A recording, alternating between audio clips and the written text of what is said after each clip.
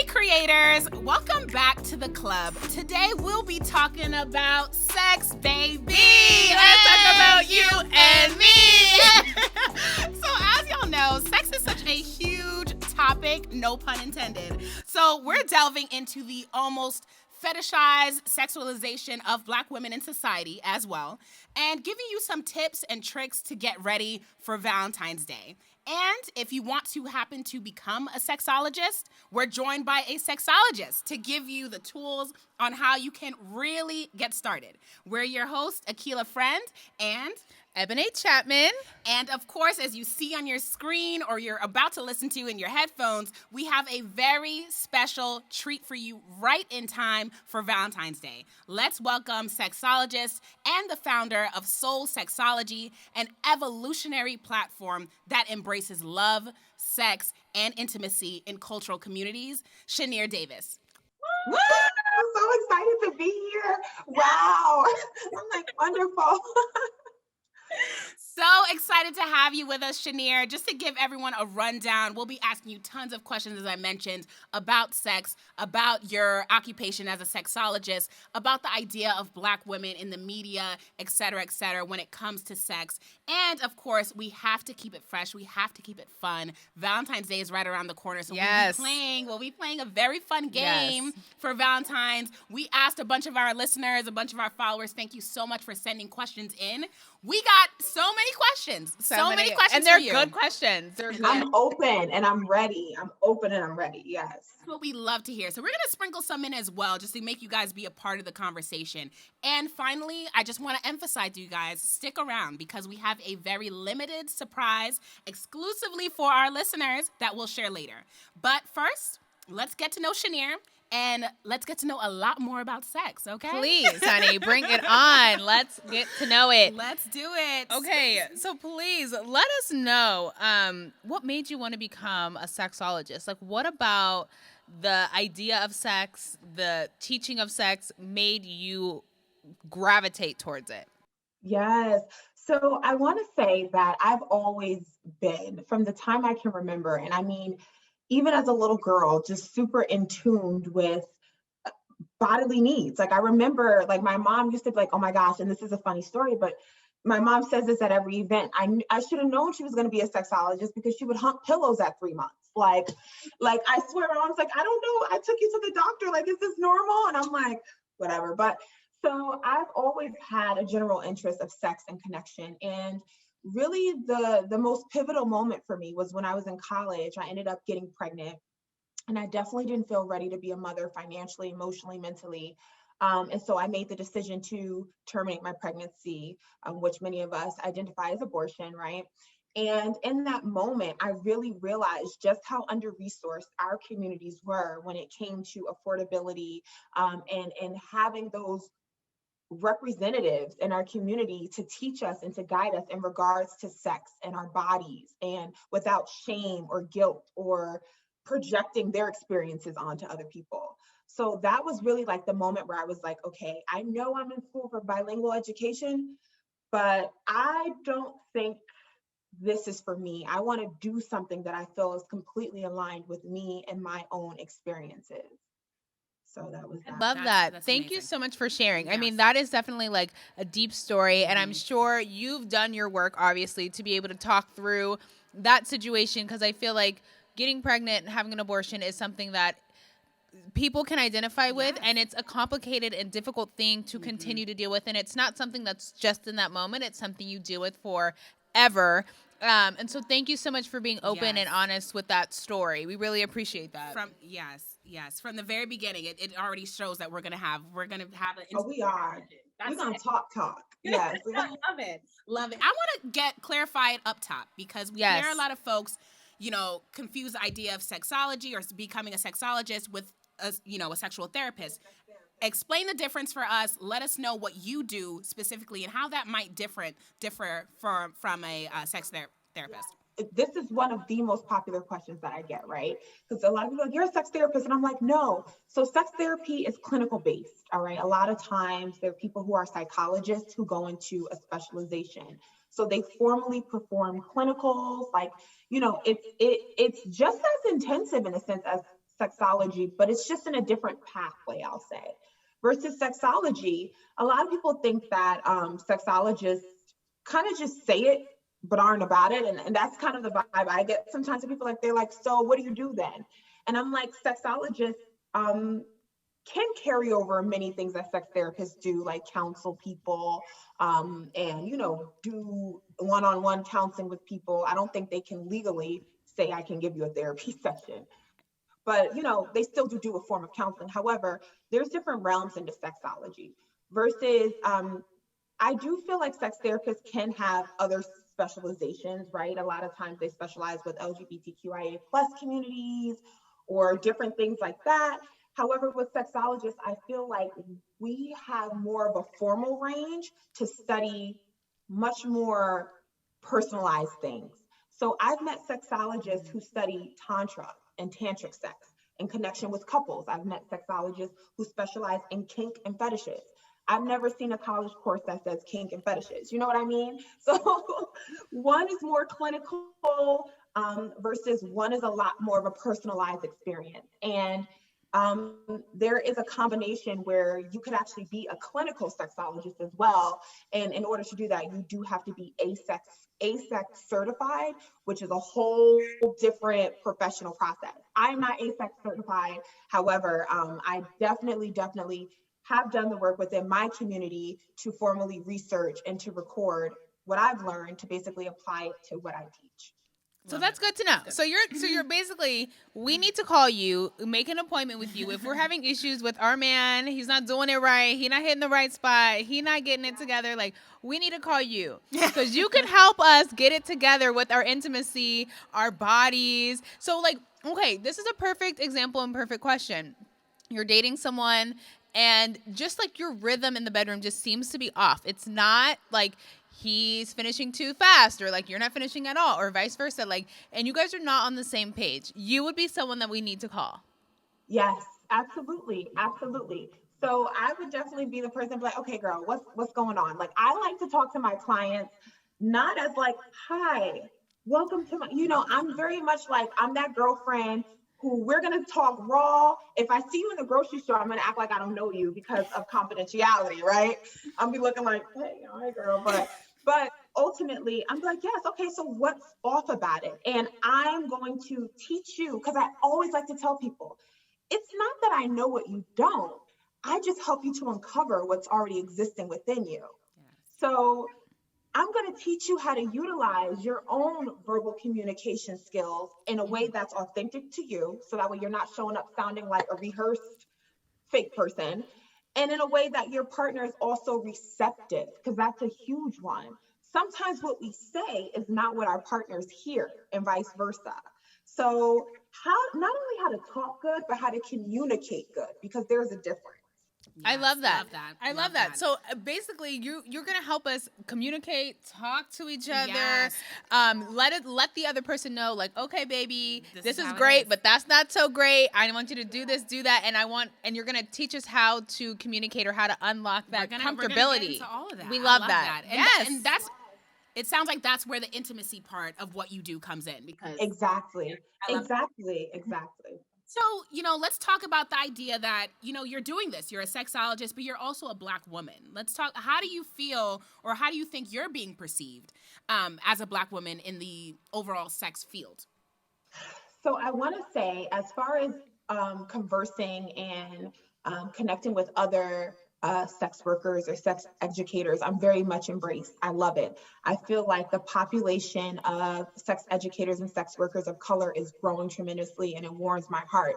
And I'm seeing so many different pathways. Like I said, for myself, I specifically research and study love, sex, and intimacy within communities of color. However, it's amazing that, let's just say, I want to look into a certain kink or fetish. There's somebody out there who specializes in that.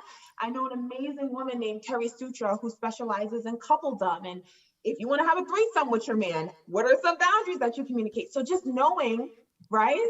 Just knowing that we have those resources out there is amazing. However, on the flip side, as far as talking to people outside of the sex educator, sex worker community, I receive a lot of over-sexualization, which is huge. And to be honest, I was not prepared for that, ironically. I thought it would be very well received. And I always find that I don't mind explaining what I do to people. Like, that's not a problem. But I always find that people, in a sense, always want me to validate respectability politics. Like, okay, you study sex, but why should I respect you? Why, tell me why you're not a hoe, or just like, I swear to God, like, I've literally have had experiences where I'm like, excuse me, like, or, oh, so how many bodies have you had? Like, do you think that's appropriate to ask somebody you barely know? Like, so I think that is totally right, because I feel like there's always this thin line, right, when it comes to women and embracing sexuality, as in you embrace your sexuality, so that means you're sleeping around, or you embrace your sexuality, you're comfortable with wearing tight clothes or showing off your curves, that means you're for everybody. And I think the idea that you are a woman who's studying sexology, which is so important, practicing it, I think which is important, because we have a lot going on. We are such complicated creatures, and we personally need to have someone to help coach us through some of these things. I mean, I feel like men are more simple, right? Like, in and out, it's simple. Like, women, we take more, it's mind, it's body, it's everything. yes. So it's important that you're studying this field, but I do understand what you're saying when you're saying people get this weird misconception that, like, because you study sex, that, like, you're some, woo, you know what I'm saying? I ain't got no standards, exactly. And I like to encourage people, sexual liberation does not mean that I'm for any and everybody. I mean, even if that's a conscious decision I made for myself, so be it. But it doesn't mean that I lack standards. And that's where we have to stop correlating. I can be sexually liberated and literally not be having sex at all. It just means that I'm comfortable when it comes to myself, and I'm aware of what I like and what I don't like, and I'm aware of who I'm allowing myself to have experiences with. So, and honoring myself in that process. That's what sexual liberation is. We're just nodding and yes, we are so here for everything. You know what? But this is the stuff that we wanted to talk about. It's like, I want to delve even deeper into that, because we constantly and don't worry, because I'm coming back to that threesome. You stepped right on over the threesome boundaries. I'm coming back to that.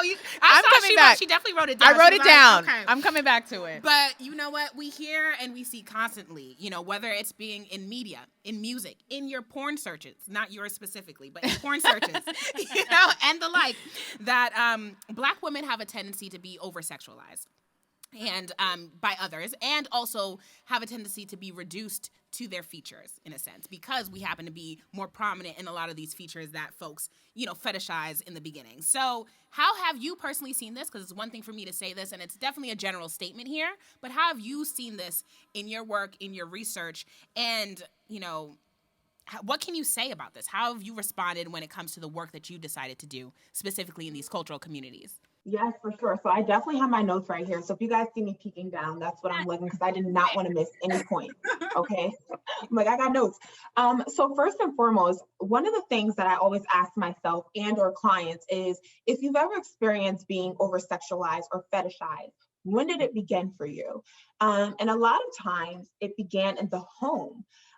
And they're like, yes, I'm fetishized and over-sexualized, by other people of other races. But a lot of the times growing up, I felt like I couldn't appear overtly confident. Like, of course, my parents and my family didn't want me walking around like I had low self-esteem. But if I appeared too in tune with my sensuality, even if I was 13 or 25, comments were made. Things were implied to make me minimize my presence.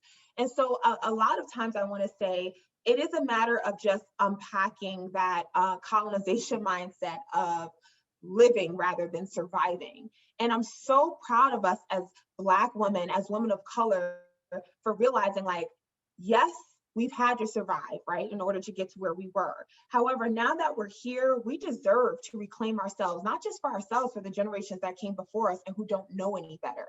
A lot of it is forgiving people, whether it meant the security guards in school. I don't know about in LA, but where I'm from, we have hecka security guards in our high schools, right? Love some security.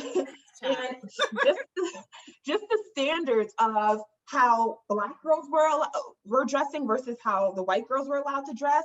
I would see white girls literally with the bottom of, like, I call it their booty cuff, like the bottom of their butt cheeks hanging out, and just walking freely, right?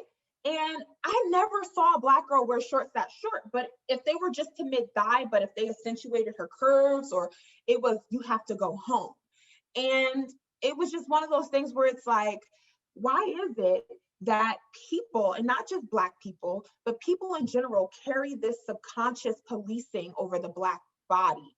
What does that mean? Of course we look different.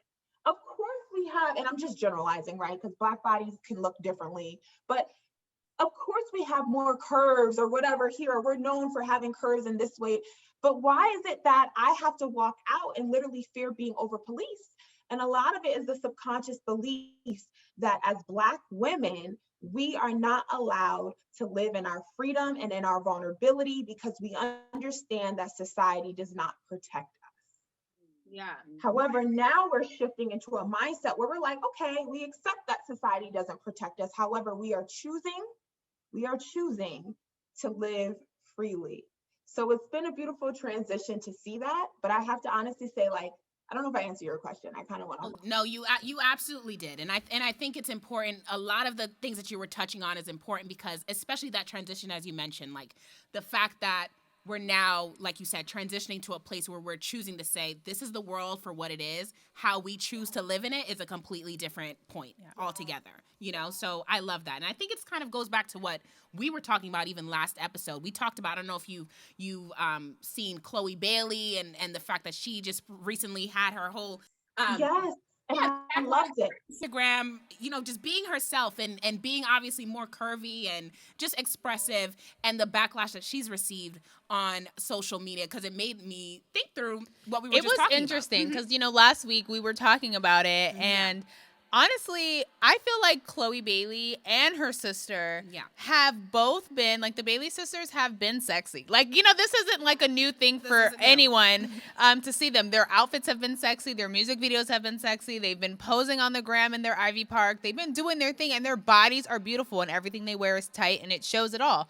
So why there was such a huge, crazy, like, everyone was here for her Busted challenge, but then it was a backlash. Then there was like backlash after she posted the video in her underwear. But yes, and it comes down to that being overtly confident.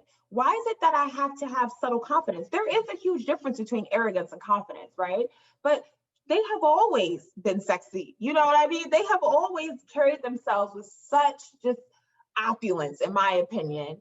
And like you said, where are these respectability politics coming from? And let's unpack them. I remember I had a relative say to me once, I was visiting them they live out of town or out of state. And I normally do not wear bras. And I was getting ready to run to the grocery store, and it was hot outside. So I just threw on a t-shirt and sweats and flip-flops. And the relative says to me, "You're going to the grocery store without a bra, but you don't care if you entice other women's husbands?"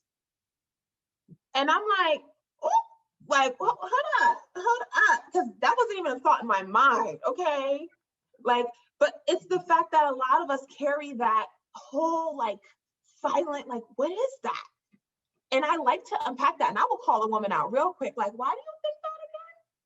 What's going on? Who taught you that? That's wrong. So, who taught you? I'm with you, Shinyere. I don't like to wear bras either. That's all day. All day. I haven't worn one, so it's fine. It's the best. But I want to talk about this over-sexualization, whether it's in porn or it's, you know, because people are... Ebony is a section in the porn, on the porn website, okay? So to have this idea... Do you think that it has changed now with the idea that everyone is getting surgery? So, you know, the Black body at first, I feel like in the early 2000s was out. Everyone wanted to be super skinny. And then, I hate to say this, but because people were doing this beforehand, but, you know, Kim Kardashian started coming out with the booty and this. Then all of a sudden, now everyone wants a booty and everyone wants to look and have the curves of a Black woman.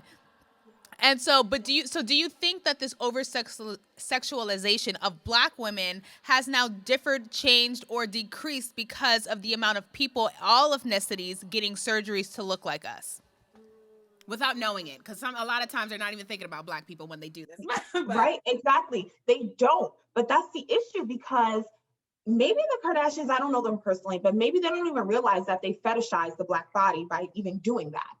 And in a sense, it's like, let's call a thing. Even though that may not have been your intent, it is what it is. And I find that the over-sexualization of the Black body hasn't necessarily decreased in my opinion, but it shows up differently now through, the surgeries where Black bodies are emulated. Okay, I always talk about the Sarah Barton effect that a lot of people don't even realize. All right, and I want to encourage viewers to just research it on your own. You don't have to believe anything I'm saying, just research it on your own. And what that historical context was and how it can be applied into the fetishizing of Black bodies, where people are emulating Black bodies, but also not doing the work to highly regard Black women or give them credit for what they're emulating. And I think that's where it kind of makes me sad sometimes, because I want women to do whatever they need to do to boost their confidence and make themselves feel good. But when I see that our bodies are still being over-sexualized and still being praised, but not being praised and honored on us, it's like, what kind of mindfuck is this? Yes. Because it's okay when it's on this person, but then I'm also telling this Black girl like Chloe Bailey to do X, Y, and Z to be respected. Like, where's this being lost in translation at, So I definitely feel like it hasn't necessarily decreased, but it is showing up differently now. Love it. Yeah. And you know what we did say, as we mentioned, when we talked and we said, oh my gosh, we got Shinyere coming on, the DMs were buzzing, so we want to interject with a question from the audience. We're just gonna pick in our from the listeners. Thanks, creators. So, okay, the first question we have: best ways to be great on top. What are the best ways to be great if you're on top? Ooh, I think knowing where to pivot, where you put your pressure. I feel like, because this is where I used to make mistakes. Like, before I became a sexologist and actually started realizing angles and how to take the stress off of certain parts of your body, I would put so much stress on my ankles, and I would tire myself out. Put the weight into your thighs. I would be on top for 2 minutes, like, honey, I'm sorry. Nope. Or if I'm on top, you still got to do the work. Nope. So put your weight into your legs, not your ankles, okay? Doing things like making sure that you're in a comfortable position prior to having sex is really important, because a lot of times when we're switching positions, and as women, when we get on top, we get there and we just immediately start froggy hopping. And no, just take a second to pause and ask yourself, is this going to be comfortable for the next 5 minutes?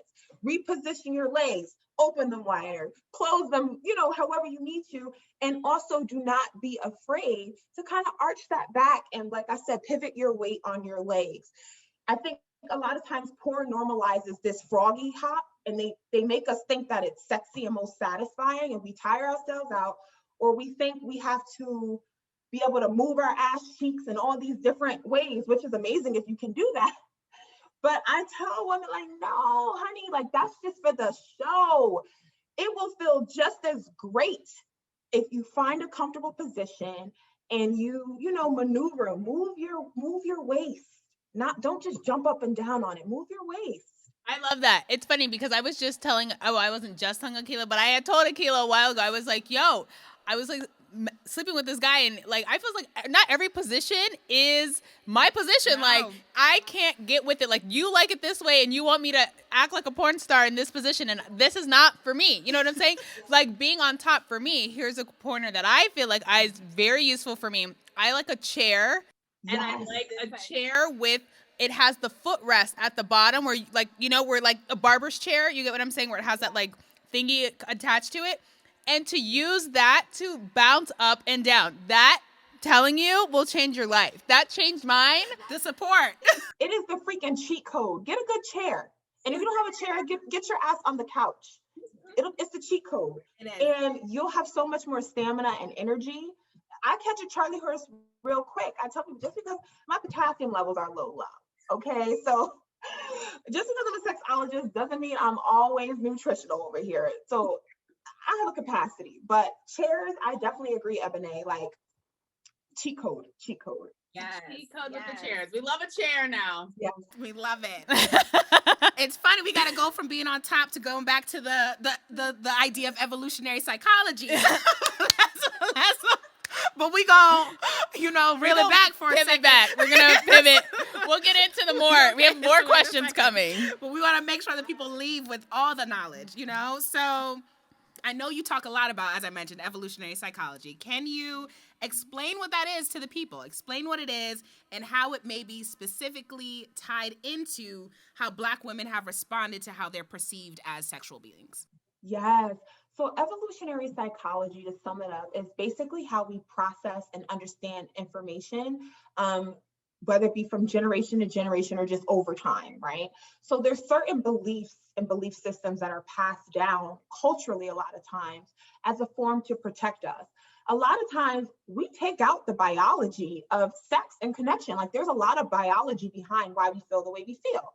So for example, right, a general form of evolutionary psychology would be, we don't even realize that when we get dressed up, it's our mating call. So when we go out to a place and we think, right, even if there's a slight subconscious possibility of us running into somebody who we may potentially be attracted to, right, we're going to want to make sure that we are going to put our best foot forward. We're not going to want to walk up in there looking busted and disgusted. Okay, so that is our biological way and our evolutionary psychological way of saying, this is my way to attract what it is that I'm in search for, whether it's subconscious or consciously. And the same goes for different thought patterns. So like we were mentioning earlier, as far as the over-sexualization of the Black woman body, if we take it back to slavery times or, post-colonization or whatever, we notice that our parents would do things in those times to, in a sense, hurt us before anybody else did. So whether it meant if they caught us doing the slightest thing that could threaten our lives, they would probably beat the shit out of us to scare us before somebody else hurt us. And it was the same with our bodies. You can't be walking around these fields as a slave. What does that mean? You were making yourself a target. So no, you're going to remain low key. You're going to disassociate from anything that seems overtly confident. And these are subconscious beliefs that a lot of us don't even realize that it's generational. Like we just think, and I always say, like, especially for any parents listening, please do not be quick to call your daughters fast. That is something that I've heard over and over again in reference to young Black girls. Just because a young Black girl may have had sexual experiences that maybe she wasn't ready for, right? Or maybe she's carrying herself in a certain way, there's always a thought process behind behaviors. Why are we so quick to demonize that instead of understanding? And it's because we haven't had the freedom to understand, but now we do. But it's a matter of us shifting that psychology to say, I no longer have to demonize or villainize this, because as a Black woman, I hold space to live and I hold space to understand myself and other Black women. We got the time now, baby. That's it. That's it. Well said. Well said. Well said. I mean, I definitely think just 100%, it's totally true, because I think we do, like, self-consciously tell ourselves, like, no, this isn't good. Like, no, you need to cover up. Or repress, exactly. Dress modest, right? Like, don't be too sexy. And I feel like men also have that same idea of women as well, especially Black women. I think with any other race, they might be like, yes, like, boobs out, butt out, we want it all. Like, but with Black women, they look at it and they're like, ew, like, why are you so out here? Why are you doing that? Completely different standards. Completely different standard. Completely. I noticed once in college, okay, so like this is like I was like assessing, because sometimes I would go to the white parties and I would see like the same girl making out with a different guy every week, right? But she still had hella play and respect. Like I'm sure the guys probably talked about it and stuff, but it never stopped anybody from messing around with her or whatever. Then I remember there was a Black girl who would make out, with different people, and like her reputation was tarnished. And I remember being like, all the white girls I went to college with who literally, I mean, they gave it up. Okay. They are married, right? And not saying marriage validates our importance in life. It doesn't. But I'm saying that they were able to proceed with life in a way that is societally acceptable. And I don't know if their husbands know about their past or not, but it's the fact that they had that freedom to be expressive without being demonized. But I also think that when it comes to men, just on this last point, and we can move on to the next question, it's just the fact that I think white men or other races, I feel like don't hold it as high to be like, oh, your number needs to be 4. You know what I'm saying? And I think black men, they're really quick to be like, oh, if she's had sex with more than X amount of people, more than 5, more than 4, more than 10, 10, then all of a sudden they're like, oh, like, it really depends. I don't know, because I feel like, the black men that I've dated or talked to, whatever else, they seem to be very like, listen, I won't even ask the question. Yeah, no, don't ask the question. Ask it, like, they don't ask the questions, or they're kind of like, you know what? I was living too. You know what I mean? So. Yes. So I can say I've come across both different types of black men, right? I remember this one guy I was dating. He was black, and he was like, how many bodies do you have? And I was like, I don't really feel comfortable answering that. He's like, well, I need to know this in order to see if I can take you seriously. And I'm like, click, like, goodbye. But and then for you, Akila, as far as like dating somebody who's like, somebody who I'm talking to now literally was like, listen, I want to have great sex with you. I'm very realistic in understanding that in order for you sometimes to get experience, you have to have other experiences. Like, maybe we can use discretion. We don't have to tell each other everything. But as long as we know that we feel confident in each other's sexual health, I'm not asking specifics. Okay. And that's that. So I definitely can agree with both, because I've been in both scenarios with different black men who have made me feel those ways. I think it's over time. With maturity, people change. You know, I was referring to someone I heard about that in high school. Yeah. You know what I'm saying? So it evolves with maturity. They exist in different ages. But they do. I'm not gonna say that doesn't happen. Yeah, that's true. They do. I want to pivot a little bit and talk more about the business side of what you're doing, because obviously, we talk about sex. You're doing this. You're doing it as a profession, but you also, as I mentioned, have the founder of Sexology. So let's talk a little bit more about how did you go about starting your own brand, your group sessions, and how did you get that going? Yes. So Sexology used to be called Solstice Sessions, and originally it was a blog, right? And I remember somebody was like, you should have an event like where you talk about all this stuff, and I was like, I never thought about it, but I'm like, I don't really feel comfortable with that. So as I actually hosted my first event prior to me being a sexologist, which is funny. Yeah, prior to me being a sexologist. So I knew that I was pursuing a career as a sexologist, but I was like, you know what? Why not? So I curated this event with many of my friends from the Bronx. I'm a huge Bronx girl. Okay, I'm there all the time, especially pre-COVID. And we hosted I hosted events in both the Bronx and Brooklyn, and the turnout was just amazing. And I thought only women were going to come, because I'm like, okay, like, although I'm advertising to everybody, like, but when I tell you the men showed up, and not only did they show up, they had so many great contributions. And it, honestly, I just had to sit back and listen. Like, I'm like, y'all do what y'all do. And in that moment, I was like, this is for the culture. Like, of course, a lot of these people were my friends and people I was familiar with, but to see Black people from all different realms, whether they own businesses or just were content creators or whatever, to see them all come together and have these exchanges to better understand why we love the way we love, why we do things in relationships, how we can do things more healthily with one another, was just amazing. And that's how it got started. So it started in the Bronx and in Brooklyn, and it's been gone from there. So yeah. That's incredible. That is incredible. Talk about some of the highs and lows of you starting this business. So yes, you started, and I'm so glad you had the group sessions and everything going on, but with any business, I'm sure, but specifically in the sex field, like, I need to know about what are some of the highs and lows of doing. Like, are we doing bad investments and we have crazy customers? Like, what happened? Yeah. So I want to say, I'll start with the lows. Some of the lows were, anytime you're doing event curation, you have to understand that you are your own resource. meaning that if money doesn't come in, ticket sales don't go, you still have to pay those vendors, you still have to pay for the venue. And having that reality hit where it's like, my bank account has been in negative hundreds of dollars before, nobody would ever know. Also, I think people just feeling entitled to your time and space. So people who I know or are familiar with would slide in real sneakily into my DMs like, hey girl, how are you? I should always know that it's a question following that. And I'm like, hey, I'm doing great. And they're like literally pouring out their whole life stories. And I'm like, hey, with no disrespect, if you want to book me for a session, I can send you the link.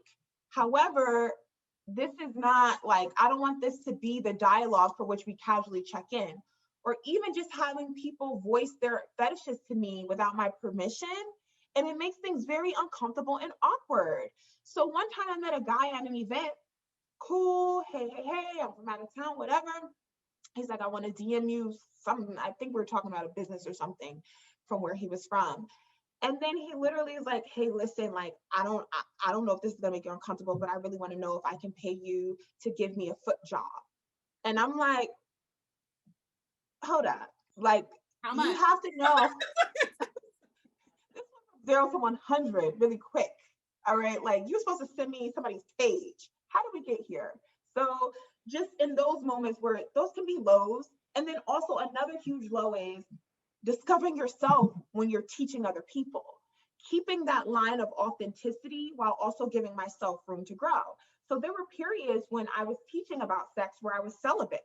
And it's like, I had to get through that imposter syndrome of feeling like I wasn't good enough or that I didn't deserve to teach just because I may not have been actively having sex.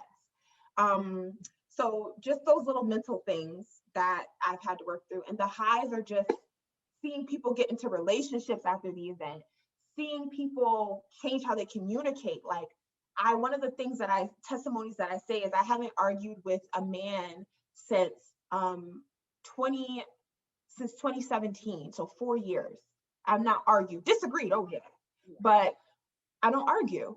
And to see how I teach people those methods of how to be assertive, how to be serious, but also how to be emotionally intelligent, to just see how it changed, those little things changing people's lives is like, it's the best thing possible. Like, basically the way that like you communicate with someone is basically how like what you're teaching and how that changes. I think your tone of voice is something that's huge, and I also think it's like the word choice and what it is that you decide to say and do, right? I'm learning right now recently to hold my tongue and I don't have to say everything that I feel like is on my mind or I want to say at the time or whatever.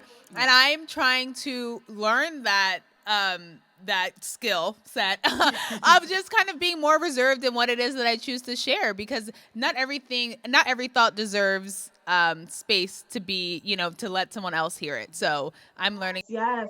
And off of what you were saying, like, my sister always says the same to me: win the war, not always the battle. Like, sometimes just the little things we just need to bring up and overemphasize. And it's like you said, sometimes you just need to take a step back. Like, okay, clearly this person probably didn't mean it. Let me not take it personal, or I'll bring up these problems once a week. That's what I say. I'll be like, this concerns me just once a week, but I won't keep bringing it up, right? And also a question or like another cheat code that I really encourage people to ask is, when you're making a claim, right? My therapist taught me to use the words "I feel" instead of saying "you did this and I don't like it." I feel very violated, or I feel disrespected when you do this, because you're not giving blame, but you're making this that it is crossing a boundary with you. And after you verbalize those things, I promise you guys, asking a question like, okay, I said this, what did you hear? And that'll blow your mind, because you'll be thinking you said something as clear as day, and they'll be like, well, I heard this, and you're like, well, goddamn, because that's not what I meant at all. Right.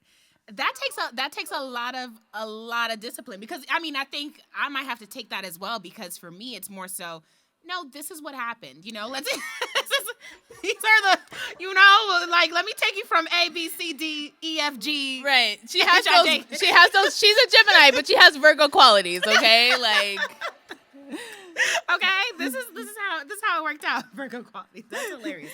It's true. It's true. How did did you hear that, We about to have a session right now. Okay, let's take it to another question that we had from our viewers. Yes. Okay. So another viewer question. The question says, how can sex be useful for stress relief and anxiety? Oh, this is amazing. All right. This is so amazing. So I want to say the first thing is know your capacity.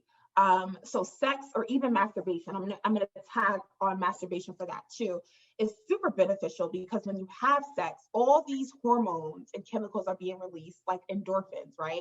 They give you a high, they reboot you, but it's important for you to also associate other practices with the sex. So if you have stress or anxiety, make sure that sex is not your only vice. That's really the key. Have that sex. Get some days I come home and I'm like, I really need my fucking back blown out. That's the only remedy, right? But then after I get my back blown out, make sure that ass is up at 7 a.m. meditating and still tapping into self. And that's what it's really about. Do not make sex your only vice for anxiety relief or stress relief. Use it for what it is, enjoy it, but also make sure that you're going inward as well to deal with that. I love that advice. I think that's great advice. Yeah. I think it's perfect for knowing, balance. Yes. And I mean, we could obviously talk all day. The one thing I want to know before we move into our game is, because there are other people that might want to join you in this field, join you on your mission, know what you're doing, hear what you're doing now, and say, oh, this sounds a lot like something I would enjoy. Like, what advice can you share for folks hoping to go into the world of sexology? Yes, I would say thoroughly research what type of sex or connection you want to study. Although sexology is such a general term, right? It just means that somebody who formally researches sex and human connection, right? There's so many different realms, and don't limit yourself. For myself, I'm currently a doctoral candidate for metaphysical counseling. So I'm studying spirituality and personal philosophy and how people connect to higher powers, right? And I'm using that studying to associate with my sexology. That's not something that's common. So don't be afraid to personalize what type of sexology you want to study.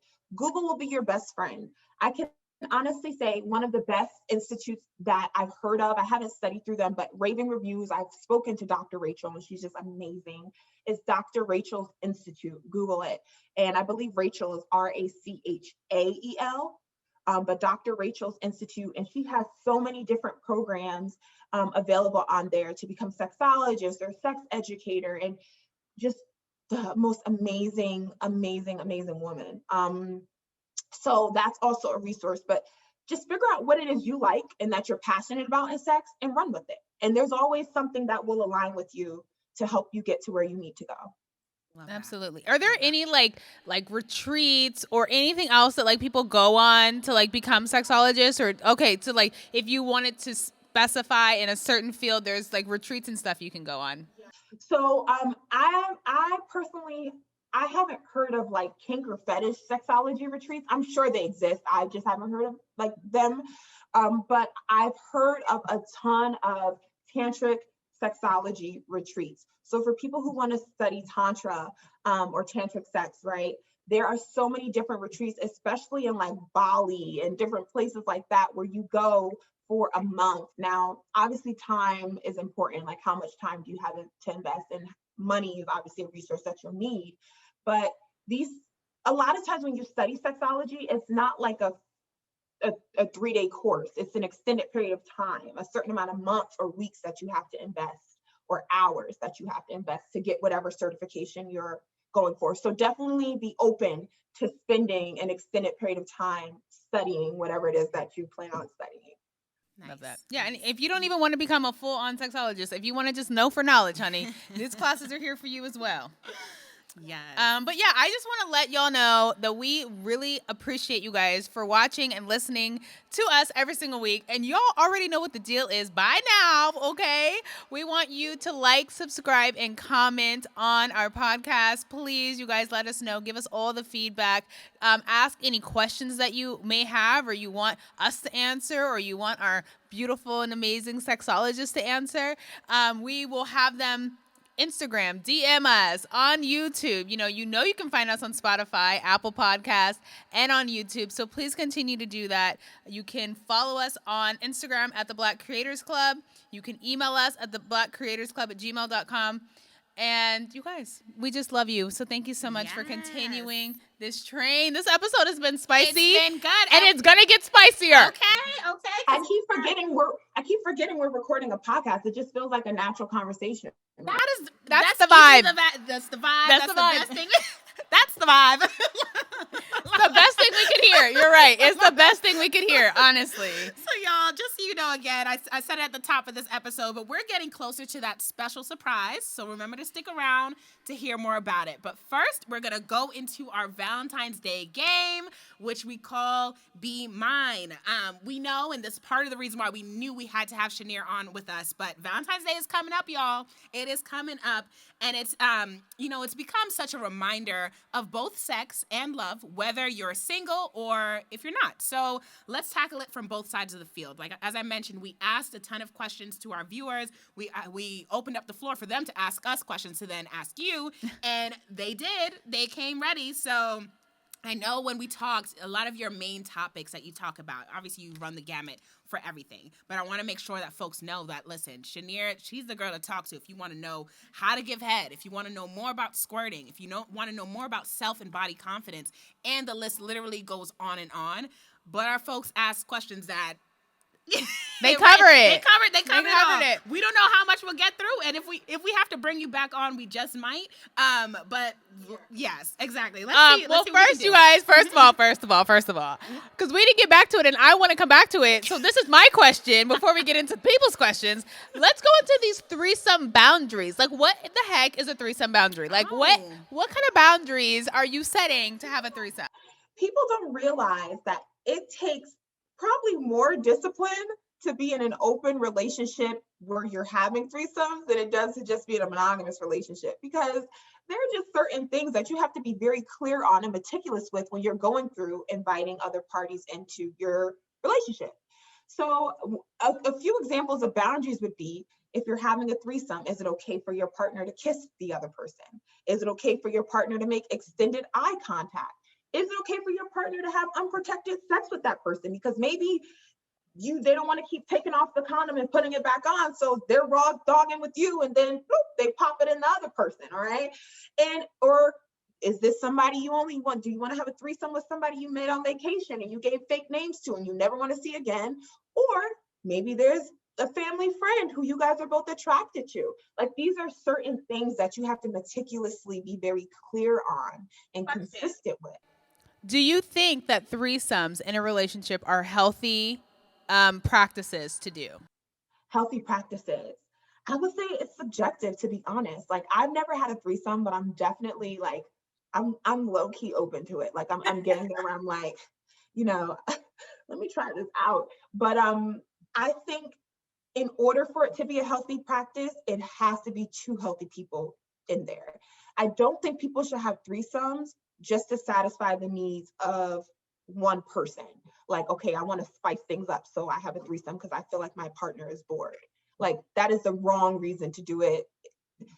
That's going to be messy. Okay, very messy. But it can be a healthy thing if it's like, we both want to explore, we both are making a complete self-aware decision to do this, and we both can agree to certain boundaries and terms. Why not? Have fun. And you don't have to tell anybody about it either. Like, I like to tell people, if you're deciding to have a threesome, this is not something you want to bring up at family dinner, because people are going to have backlash to it. Like, keep it between you and your partner, okay? Like, and do y'all, all right? That you take to the grave. Okay, Akila, go ahead with the next question. We got a cup full, okay? Non-disclosure agreements, people. I don't care who you are. Have those agreements down pat. If you are sharing your identity with that person and you are doing things that you do not want to be out, non-disclosure agreements, please. That's my number one advice. That's great advice. I love that. That's great advice. Love that. Go ahead with the question, girl. So, best toys for the bedroom. Ooh, okay, I love this one. So, I have to say, it could be. I want to say most of the most common toys that I hear a lot of couples using and that I suggest that they start out with is the cock ring, right? It's just a simple vibrating ring that goes on at the base of the penis. Now, most times I hear men say, it doesn't really do much for them. It's more for the woman, and I'm speaking very heteronormatively here. However, that's always a nice way to slide in. Another thing that can be used are things like handcuffs or just little things to spank with. All right. It doesn't have to be anything scary or overwhelming. Like, let's just say you don't want to intimidate your partner by bringing in a big ass paddle, but just little things that can provide a certain sensation always are like the way to go. But I find that either one or the other of partners in the bedroom like to be dominated. So anything that encourages that role play of one person being dominant, one person being submissive is the way to go. Nice. Okay, perfect. So the next question is, what is your most frequently asked question as a sexologist? Okay. So there's a few ties, but I have to definitely say the most popular one recently is going to be about squirting. I think many women come to me and they just want to know, can I do it? Like, is it possible for me to do it? What if I pee? You know what I mean? And so I always tell women it's possible for every woman to squirt. It is. And it just entails you learning how to not be in control and release in that moment. So I do a lot of work with women, especially to get them to a place where they feel comfortable to release in a way that they can physically ejaculate without getting embarrassed. If you've heard of the Dr. Ruth, I think it's like Dr. Ruth. Yes. Okay, everyone knows that. Okay. Yes, Dr. Ruth. She has these sessions where she either is coaching you through like a masturbation session, or she has like women in a circle all like masturbating at one time to get off. Is that something that you're like, you can do or you've done, or have you experienced it? Like, is that something you teach, or is that a class you can do? I teach. Now, I don't have anybody like live demonstrate in front of me, and I don't live demonstrate in front of them, but I definitely have had plenty of circles where I'm like, all right, everybody, all you need is 2 inches on the front interior part of your vagina. Let me see this finger work. Okay. And like, getting them to get comfortable in that space, or just letting them know, like, don't be afraid of the mess. Okay. Or just, so I have taught groups like that, but definitely not on Dr. Ruth's level. Okay. Where everybody's like masturbating, getting it. All right. Love it. What's the next question? So this next question, it's a thought provoker. Should sex workers be legalized? Ooh, I think absolutely. I think because I don't know why people make such a big deal about people who do sex work in a way that they feel the need to shame them. It's like, we do sex work every day when we're sleeping with our partners, right? I hear so many people like say like, oh, I got to put it on him because I want this bag, or this. Like, if you're being honest, that could be a form of sex work. Okay. It's just that this person has decided to make this their profession. And why is it that they could potentially be arrested or criminalized for something that they are safely choosing to do, or something that they want to professionally pursue? Like, why? So I think it should be legalized. Yeah. You know what? And I see no wrongs with that. Yeah, I see no problems. Yeah. Okay, so the next question, it says, cervical orgasms, do they really exist? They do. First of all, can you like explain what that is? Because I think we were both like, what is that? That was like, what is happening? Yes. So, okay. So you have you ever heard like a guy say like, oh, I have to go deep. Like, I feel like men try to make women have orgasms through cervical orgasms. However, cervical orgasms are not as common in my experience as clitoral or vaginal ones. So cervical orgasms is basically, the cervix is basically at the tip top of the vagina. Like, it's not lower, right? And basically it is catalyzed through the stimulation of the bottom of the cervix. So that feeling in your deep stomach. Some women or people with cervixes, right? They orgasm off that feeling of a penis, like kind of like being in your stomach. That's what I call it. However, I find that although many people with vaginas or women enjoy that deep penetration, not many can actually orgasm from that deep penetration. So just being aware to not put that pressure on yourself if that's not. But you're saying it's possible though. Yeah. It is. It totally is possible. It's one of the 11 orgasms. Okay. Wow. Akila, go ahead and pick a question, girl. I was like, okay, I don't know if we got time for this. Look, Akila's over here sifting through the questions, girl. What is a lot the of question? things that Pick people a are question. asking. Okay, look. Man. Okay, no, this is a good one. You asked that one then. Okay. That's a good one. Okay. Is there such a thing as soul ties? Ooh, oh my gosh. I was just having this talk with one of my girlfriends. I believe yes. And maybe that's because I have a background in like religious studies and metaphysics, and I just study this stuff all the time. But I think people get confused. Like they think just because you have a soul tie with somebody means that you have to be in love with them and super attached. And it's like, no, sex is energetic. The same way if you hug somebody, you're exchanging energy. Sex is the closest you can get to somebody physically, right? So when you're having that energy exchange, especially as a woman, and for us women who have wombs, right? I talk about this a lot. It's like plugging a plug into a socket. Boom, right? So even if you may not consciously feel it, there's an exchange of energy that is connecting you and that person, which is what I consider to be a soul tie. It can pop up in various ways. It can be a conscious thing that you notice or something that you don't. But I think it's very important to have practices that cleanse you of certain energies that you may have exchanged with people if need be. I love that. Okay, I think last question, Yeah. right? Okay, so this is going to be the last question. Lord have mercy, this is going to be the last question. I was like, is that the last one? That's how we end Okay, it? I mean, Okay. Here we go. So the question says, why do women like their anals being ate, but then don't like to return the favor for men? Ooh, that is a good question. Okay. All right. So I can agree with that because in a lot of my workshops, I always throw out the question, hey, ladies, would you eat some ass? And they all look at me like I have 10 heads. Like they're like, no, bitch, who's doing that? And they're like, I ain't drinking after you. You know, like they just, and I'm like, wait, hold on. I'm like, Gabrielle Union doesn't remember. Like, and I'm like, like, so I think it's just a matter of getting over that mental hump that assholes don't have to be dirty. I think women I get it. Many men have hairy butt cracks. Let's keep it real, all right? And maybe women don't feel like men thoroughly clean like we do. But I think that's a conversation to be had. You don't have to eat sweaty ass with dingleberries. Like, make sure your man is clean. And a nice way to get into that is through 69ing. That's the perfect position. You don't have to like tongue fuck the butthole, but just a nice little swivel real quick. And if you don't like it, then just don't touch it again. But I agree. I think more women should personally be at least open to it with somebody they trust. I'm just saying.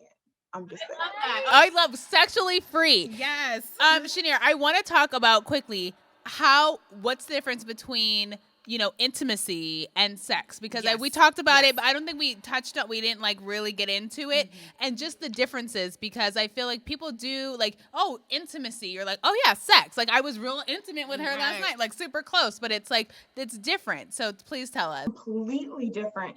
Intimacy exceeds the bedroom in so many different ways. Intimacy begins with conversation. Intimacy is really just how you closely connect with somebody.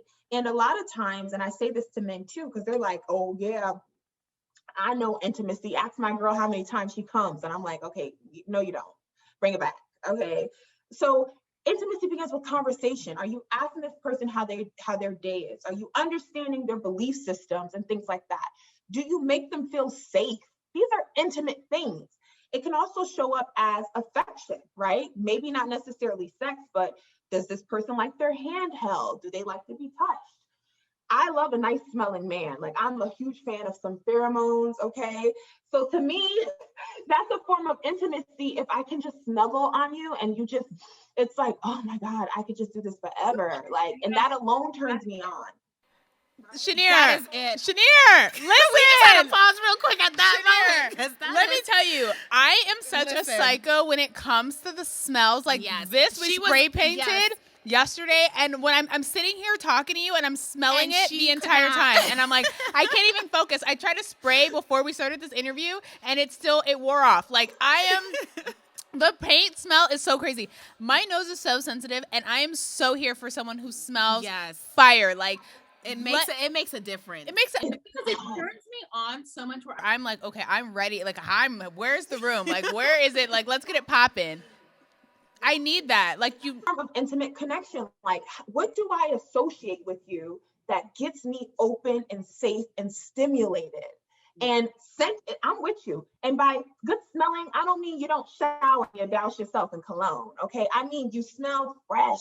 Your hormones are mixing with my hormones. Like, I remember I went on a first date with this guy and I couldn't stay focused because he smelled so goddamn good. And I was like, I'm like, what do you have on? He's like, to be honest, I forgot my cologne. I just put on deodorant. I'm like, no, I'm not saying that. I'm saying you just smell so good, so I definitely agree with that. And I think it's important to understand that sex starts well beyond the bedroom.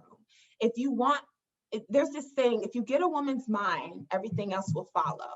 And intimacy is the perfect pathway into that. How do you make her feel safe? How do you assure her and encourage her confidence and self-identity? Those are intimate. Absolutely. Yes, I love that. Absolutely. It's the communications for me. It's the communication for me. So the talking, all of that, that's what gets me every time. Intimacy for women, I feel like, is the number one thing. I feel like men sometimes skip over that, don't think about it because they're so concerned about, their own situation. They're like, well, why don't you want to have sex with me? I'm so fun. Why don't you want to? And it's like, it has nothing to do with it. You could be literally, I'm not kidding when I say this, you could be Chris Brown, you could be Trey Songz, you could be freaking Michael B. Jordan. Like, you're fine and all, but if you're not connecting with me and like connecting with me with the communication, with intimacy, with getting to know me, making me feel safe, like you said, I'm disinterested. You could be the finest man and I will be disinterested because you are not serving me. Yeah. And that's on that, period, Pooh. Know that, okay? Yes. But right before, because I think this delves into something else that I know I was chatting with a friend about too, like, the differences between, if there is a difference between men and women, why, let's say you just meet a man or you guys, been talking for a while, you finally have sex the first time, probably the guy is, it feels like amazing to him, but it feels okay to you or good to you, but really that second or third time for a woman, typically it's when it's like, okay, now I'm into it. Is it because of the intimacy that you're mentioning? Is it that connection, or is it just depends on the person? I think it has to do with intimacy, right? And I think a lot of it has to do with familiarizing each other with how each other likes to be served. So I can sit here and tell somebody, right? I could tell a guy like, yeah, like for me, one of my spots, I could literally orgasm off having my nipples sucked right. But a guy could hear that and literally try to treat my nipples like they're a piece of steak and I'm like, okay, bro, I didn't say bite me. I said suck, okay? But to them, they're thinking, oh, this means hard or this. So sometimes it takes those few times. It's very seldom I've met people who say they have great sex the first round. It's always, like you said, this first round was good, but it's once we familiarize and we figure out how we like it, not what we like, but how we like it, then we're off. But sometimes it takes those little awkward moments where it's like, okay, let me know that this person is like, I'm fully into this. Let me know that this person is not only showing up in the bedroom, but outside of the bedroom as well after we have sex. Are they going to make me feel like my value has diminished? Or are they going to still treat me with high regard and respect and still honor my needs? And vice versa, Oh my God, that's like a whole nother topic. That's I was about to say, but you see where we could potentially delve into that. This is where I get into that surprise we've been talking about. We've been waiting on it. I know this hasn't been a bad wait for any of you guys because this conversation has been so fruitful, so amazing. As you mentioned, we say this to the very end, but for all our listeners out there, all our viewers out there, new and old, you guys get to really benefit from the knowledge, the expertise, the fun of Shinyere Davis and her Soul Sexology class, because we're doing a partnership with the Black Creators Club and Soul Sexology, where we're giving you guys 25% off. That's 25% off of her one of her courses, one of her classes. We're gonna pick a date in March, y'all. So next month, it's around the corner. All you have to do, we'll list all the details in our Instagram, in the description box of this podcast episode, in the description box of YouTube. You guys are gonna see it. If you want to be a part of it, you're gonna know exactly how to do it. It's gonna be great. We're gonna have all the details. If there's anything else you want to share about this specific session, Shinyere, feel free.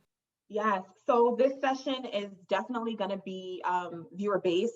I wanted to say, I don't know if you want to do a poll where you ask them what are some things that they want to talk about. So that way we can have something to hone in on and focus. That would be great. But I'm definitely excited to meet you guys and to just share my knowledge and just vibe.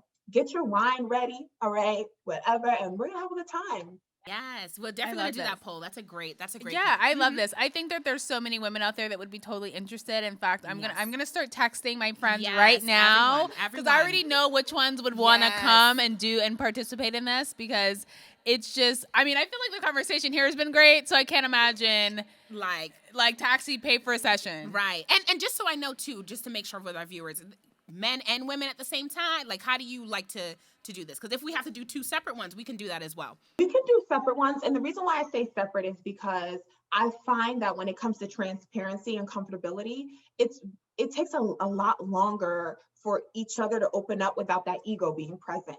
And then without it being like a more, well, this is how this side feels and this side feels, versus I find that people are more open and receptive and just more likely to share and connect when they are around like groups.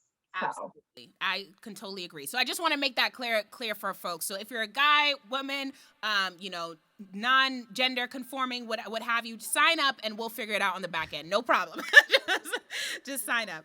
Yes. But Shinyere, this has been amazing. Let our listeners know where they can find you and learn more about the amazing work that you've been doing. Yes. So to basically stay in touch with my Sexology events, you can find me on Instagram at Soul, SOUL, Sexology, SEXOLOGY. And for my main page, where I definitely drop a lot more gems and just different things in regards to my lifestyle, my personal lifestyle, you can follow me at Shinyere Davis, and that's spelled on Instagram, and that's spelled SHIN as in Nancy, YERE. Davis, DAVIS. So I definitely look forward to connecting, and let me know you came over from the Black Creators Club. Woo! Yes, let her know, y'all. Did we give I guess you're gonna give the details of the code, the discount code? Yes, the details of the code will be all in the description. It's BCC 25, but it's all gonna be in the description, the link and everything, so you just gotta boop boop click and be signed up. Just so y'all know, this has been amazing. As I mentioned, you can find me chatting business, chatting pop culture and lifestyle, all on my Instagram at Akila Friend, and that's with 2 F's. Ebony, where can they find you? You guys can find me on Instagram at Ebony Chapman 12. And that's where I'm talking to my Millennial Visionary series. So people who are young millennials who own their own businesses, Black entrepreneurs, that's who I target and talk to. So you can find that all on my Instagram as well. Yes. Don't forget to follow, like, and subscribe to the Black Creators Club so you can have amazing interviews, gems being dropped just like this one here with Shinyere. Yes. So thank you so much for joining us. And remember to always abide by your ABCs. Always be creating. Thank you so much, y'all.